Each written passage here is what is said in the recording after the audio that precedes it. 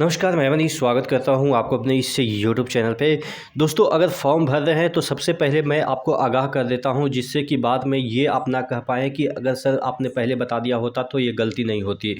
तो चूँकि फॉर्म भरना शुरू हो चुका है और हड़बड़ी में गड़बड़ी हो जाती है, तो मैं आपको सबसे पहले ये वीडियो बना रहा हूँ जिससे कि आपका फॉर्म रिजेक्ट ना हो। मैं जो मेन मुद्दे हैं उस पे चर्चा करूँगा, इस तरह का नहीं कि फ़ोटो ऐसे डाल दिए तो आपका फॉर्म रिजेक्ट हो जाएगा। ये तो सबको पता है, जो नहीं पता है उसकी चर्चा हम इस वीडियो में करेंगे। तो चैनल पे नए हैं तो सब्सक्राइब जरूर कर लीजिएगा। और आरपीएफ का फॉर्म भर रहे हैं तो आरपीएफ के लिए आपको सिलेक्शन के लिए टेक्स्ट बुक का सिलेक्शन मेरा हक सेल चल रहा है, जो कि आपको ईयरली प्रो पास का जो दाम 37,8 कर दिया गया, यानी कि 700 से घटा के 378 कर दिया गया। ER money coupon code use कीजिएगा, 12% का एक्स्ट्रा डिस्काउंट मिल जाएगा। सिलेक्शन के बाद ये भी पैसा आपको रिफंड कर दिया जाएगा। यहाँ पे देखिएगा, आरपीएफ कांस्टेबल के लिए ही मात्र आपको 663 आपके टोटल टेस्ट मिल जाते हैं। एक्टिव यूजर यहाँ पे तकरीबन 2 लाख के हैं। और यहाँ पे अगर आप एसआई की तैयारी कर रहे हैं तो आप देखेंगे एक्टिव यूजर तकरीबन 2.5 लाख है और आपको टोटल टेस्ट यहाँ पे मिल जाते हैं 668। तो नंबर ऑफ क्वेश्चन आपको काफ़ी मिल जाते हैं। नीचे डिस्क्रिप्शन बॉक्स में इसका लिंक दिया हुआ है,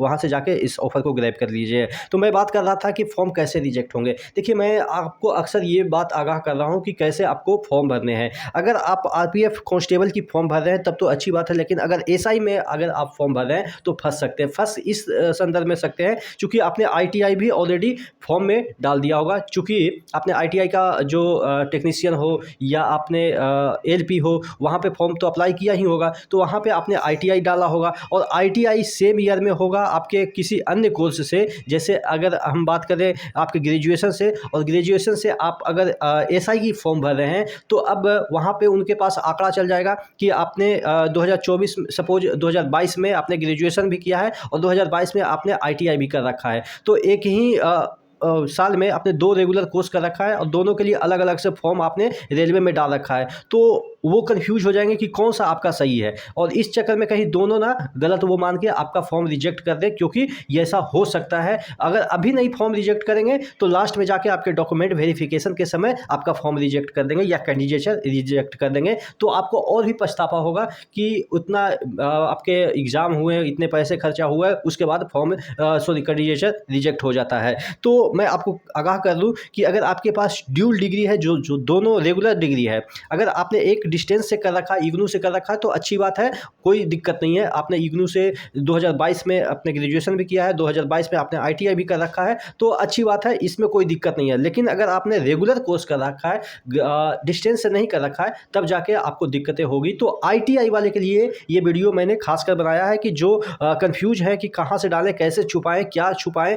ये मतलब कि कहने का मतलब ये है कि कांस्टेबल के लिए कोई दिक्कत नहीं है, क्योंकि कांस्टेबल में 10th खोजा गया है। आपके जो मिनिमम क्वालिफिकेशन की हम बात करें तो 10th खोजा गया है, और 10th से पहले किसी ने, ऑब्वियस है, आईटीआई नहीं किया होगा, शायद ही कोई किया होगा, उसका एलिजिबिलिटी ही शायद नहीं है।